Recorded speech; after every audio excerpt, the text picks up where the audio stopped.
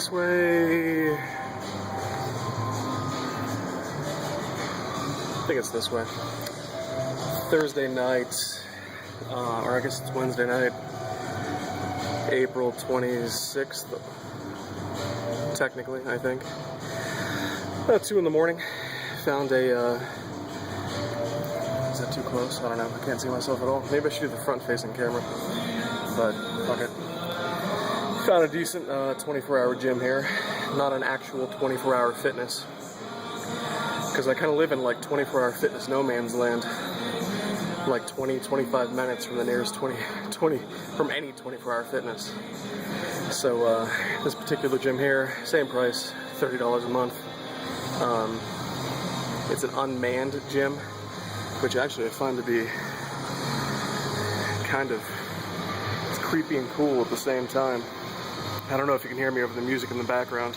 No copyright infringement intended. I don't even like this fucking music. So far, kind of the perfect gym though. It's 2 in the morning, there's nobody here. Real decent locker rooms. Free weights go up to 120s. It's got a full squat rack. Real decent cardio equipment. Cardio theater. Except for the fucking, what do we all have, iPods? iPhones? I don't think so. Why don't you just have a basic headphone input? That's bullshit. But, so I get to watch ESPN without actually hearing anything. I get to hear whoever's playing right now. Is this The Offspring? I don't even know. Anyway, it's time for me to get back in the gym. My workload has gone down to the point where the increased diet along with the easier work is got me up to about 325 pounds. So definitely time for me to start getting back in the gym, and I haven't even really started thinking about reevaluating my diet yet, but at least getting back into the habit here. Just warming up right now. I'm going to do some squats today via Jim Wendler's 531, so I don't know how off my sort of guesses for my maxes are, but we're going to work with it. If I don't do bike before I squat, my knees hurt, so I'm forced to do at least some cardio. But we'll also see how, that difference between working strength, that I've developed, and the gym strength that I've very, very surely lost. So granted, I can lift 1,000 gallons of milk multiple times over a 12-hour shift, and I can do that sort of repetitive, 60-pound crates, but 60 pounds isn't that much. I can do that over and over and over again over time. But, we'll see how the gym load affects me. Anticipating being pretty shocked at how much strength I've lost, but I'll, on the flip side, be impressed with how quickly I gain it back.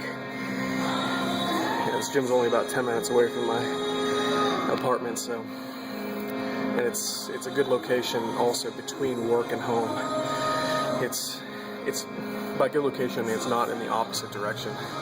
So I have to kind of overshoot my apartment by about 5 minutes, but it's a nice loop back to my apartment. And that loop takes me past both Walmart and King Soopers. So I tend to go shopping every single night.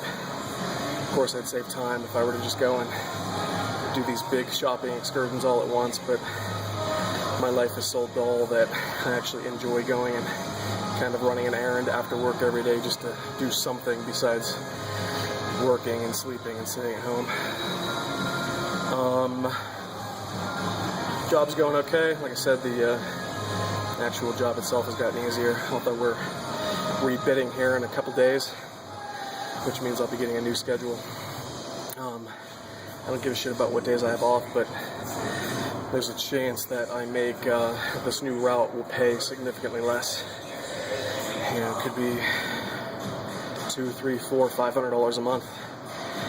And I'm moving into a townhouse here next week on the same property, same apartment complex, but from an apartment into a townhouse. So that's an extra $300 a month in rent, which I can absorb. But if I'm paying an extra $300 in rent and making $500 less, from work, and that's a net negative of $800 per month, and that will affect me. So the timing is real shit. I'm supposed to move into that new apartment on Wednesday, and I won't know until 5 days prior to that whether or not I'm going to be getting a significant pay cut. So I had my dispatcher kind of promise me that he'd do his best to get me extra work if I do lose money. I don't know if I can trust him as far as I can throw him. He seems like a nice guy, but who knows. So looking forward to moving though. It's about 200 yards away, but I'll be trading a window air conditioner for central air. I'll actually have a washer and dryer in my unit. I'll have 2 floors, about twice as much space, which I don't need at all, but whatever. I'm actually paying somebody to move me too. $200. But fuck, I've never been in the position where I could afford to pay somebody to move me, but that $200 pretty much saves me 8-10 hours of pretty back-breaking labor of me carrying my stuff down 3 flights of stairs, loading it onto a truck, driving around the block, and then walking it. Parking lot's kind of weird for where my new apartment is, but walking in another 25 yards from the truck to the front door, so well worth $200 to save me a day of just grief. Not much else going on, just diets continue to be shit. Haven't been working out other than work, so here I am at 325-ish pounds, and we'll see, always starting over again. Like I said, I'll never actually disappear from YouTube, but when I have these less positive gaps of time in my life, I just kind of feel like updating less, so we'll see how it goes. I'm going to sit here on the bike for another 6 minutes and then try these squats on for size and do some other stuff and see how my elbows hold up. I'm pretty sure I have tennis elbow in both elbows. Not from the load at work, but just weird kind of, you're always having to I'm reaching up like this, grabbing gallons of milk and rotating, and that's caused some joint inflammation in both elbows. So hopefully this doesn't exacerbate it too much. Went to a chiropractor last week. First time ever been to one. He's a active release technician or whatever you call it. It was kind of, it was okay. I basically went in there and said, both my elbows and my feet are fucked. And the sort of the broad general diagnosis he gave me was scar tissue. I was kind of dissatisfied with that real generic answer, but he has good credentials. He only spent maybe 15 minutes with me too. I think it's a $40 copay with my insurance, but shit, I've never been to something like that before, so maybe 15-20 minutes is standard, but kind of what I'm expecting. He was gonna twist my joints for at least half an hour, 45 minutes. But I only went once. He wants me to come in twice a week. I don't know if that's just some ploy to make twice as much money off of me, or if that's actually necessary to make progress and get these joints loosened up and feeling better, but I'm going to stick with once a week for now and see what happens. Anyways, that's all for now. Planned update again soon, but we all know how that goes, so